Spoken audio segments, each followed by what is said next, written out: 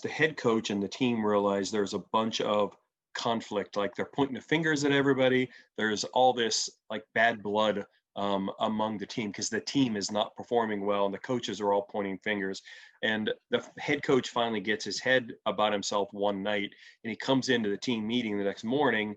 And what he does is interesting. He meets with each of the coaches together and he says to them, if you could ask me one question, what would it be? He doesn't say to them, hey, what do you think the problem is, and let them answer the problem. He says, if you could ask me a question, what would it be?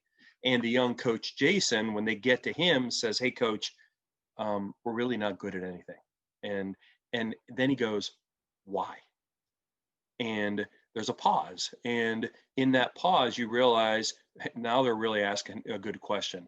And Jason goes on to say, well, we're not good at anything because we never defined what great means for ourselves or our team. And so the question of what the question is really, do you ask a what question first or do you ask a why question first? And both Mark and I believe if you ask the why question first, you get a lot more depth to the answer. You understand the what has context for you in that situation. If there's dysfunction on your team, why is there dysfunction? If you could understand the why first, then you can do something about it.